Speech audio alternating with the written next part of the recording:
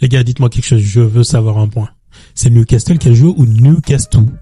Parce que c'est pas possible. C'est pas possible de battre une formation comme ça. C'est pas possible de la dominer, de la contrôler, de la dompter de cette façon. En plus, chez elle, ce n'est pas possible. Il y a forcément des détails qu'on a loupés. Comment on peut être aussi fort au milieu de terrain? Comment Guimarães, Tonali et Richarlison peuvent aussi dominer cette formation? C'est pas possible.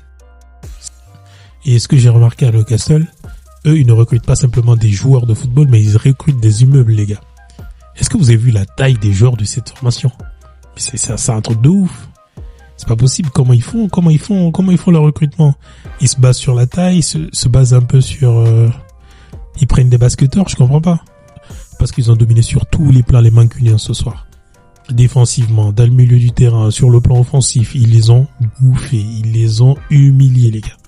C'est le moins qu'on puisse dire dans cette situation. Quand on a regardé la première mi-temps, quand on a regardé les 3 premières minutes et qu'on voit une ouverture du score, dans une défense qui plus est à 3, Delight, Maguire, les 2 grandes tailles sont là.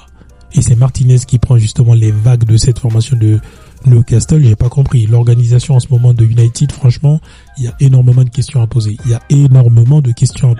Alors pour ce débrief Manchester United-Newcastle, je retiens tout simplement que United a logiquement perdu 0-2 face à la formation de Newcastle parce que elle s'est faite tout simplement bouffer au milieu du terrain et elle a eu du mal justement à contenir les assauts offensifs de cette formation de Newcastle. Newcastle avec Isaac, avec ses côtés Gordon et ses compères offensifs, ils ont tout simplement mis à mal la défense de Manchester United. Et c'est pas comme si ils étaient pas nombreux en défense, mais je pense que le problème de United, il peut s'expliquer par le fait qu'Amorim veut mettre en place son schéma de jeu qu'il a peut-être réussi à développer du côté du Sporting CP et qu'il veut forcément implémenter, mettre en place du côté de Manchester United, qui pour le moment a du mal à voir le jour. Et je pense que pour un nouvel entraîneur qui arrive dans un contexte différent, c'est vrai qu'on peut lui accorder du temps.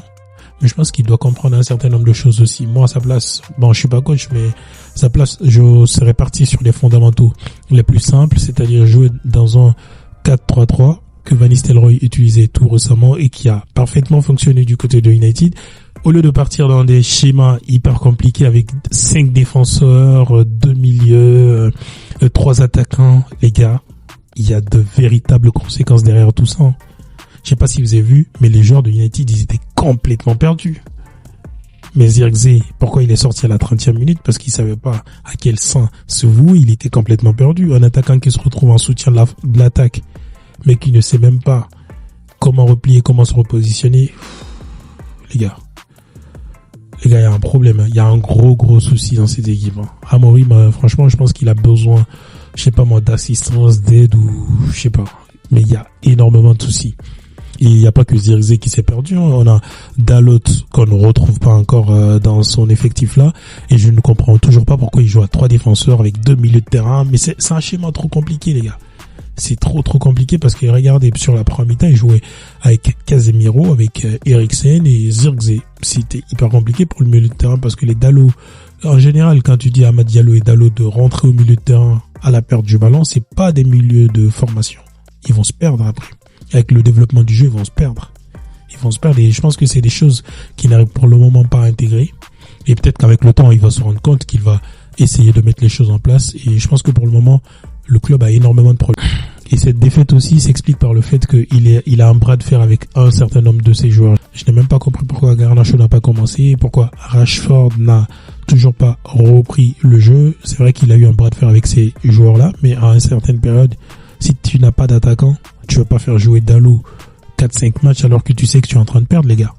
C'est pas possible. Et je pense qu'il s'entête justement dans ce genre de schéma-là. Il insiste un peu sur son mano à mano qu'il a avec ses joueurs qui ne lui comprennent pas forcément. Et je pense qu'il doit se défaire de tout ça. Il doit d'abord prioriser la victoire de l'équipe. Après, petit à petit, il va essayer peut-être de remettre de l'ordre dans cet effectif-là et essayer de repartir sur lui, ses schémas sur lui, ses schémas anciens, parce que là, pour le moment, ses schémas anciens, ça marche pas. Il faut qu'il revienne à des fondamentaux du foot qui peuvent lui permettre justement de gagner ses matchs. Et de l'autre côté, on avait Chelsea aussi. Chelsea qui prend des distances avec Liverpool. Mais qu'est-ce qui ne va pas dans ce club? Qu'est-ce qui ne va pas, les gars? Expliquez-moi. Enzo Maresca, qu'est-ce que tu nous as fait ce soir? Tu commences avec une équipe qui n'a pas l'habitude justement de commencer ensemble. Je sais pas moi, il m'a mis des genres que je n'ai pas compris. Le gardien de but, déjà, dès que je l'ai vu, je me suis dit, ça va pas se passer dans les meilleures conditions. Et sur les premiers ballons, le mec il s'est mis en difficulté tout seul. Dans le schéma de ce soir, Disasi sur le côté, c'était pas véritablement dans le schéma de ce soir. Disasi, il est passé à côté, le gardien il est passé à côté, je n'ai même pas retenu son prénom tellement qu'il était compliqué. Et sur le plan offensif, Nkunku n'était pas dans ce grand soir. Palmer, il a essayé.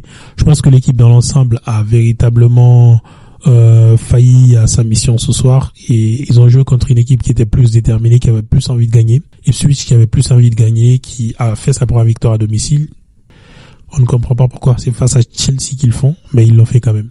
C'est inexplicable tout simplement. Bon, globalement, je pense que Chelsea est en train de prendre des distances, ils perdent des points et ça c'est très grave pour la fin du championnat. Pas pour aujourd'hui, mais pour la suite du championnat. Il faut qu'ils se remettent dans le sens de la marche. Il faut qu'il retrouve son effectif au complet et surtout qu'il commence à rejouer justement avec des joueurs qui ont la capacité de faire des rendements efficaces. Parce que Madueke ce soir, 0. Moi, je n'ai pas du tout vu ce qu'il a fait. Et sur le plan offensif, Nkunku, il a essayé, comme je l'ai dit. Joao Félix, il était un peu agité, mais globalement, sa performance n'a pas été à la hauteur. Jackson, c'est mieux qu'il commence que de finir. Donc, dans l'ensemble, Chelsea n'a pas assuré ce soir. Et ça va faire quoi? Une 3e rencontre sans victoire pour Chelsea. Ça commence à devenir une crise, là. Après United, après City, je pense que tous les clubs en ce moment sont dans une sorte de débâcle, sont dans une sorte d'insuccès qu'on ne comprend pas. On va peut-être pouvoir trouver des explications à tout ça. Merci à toutes et à tous de m'avoir suivi. À très vite pour de prochaines analyses.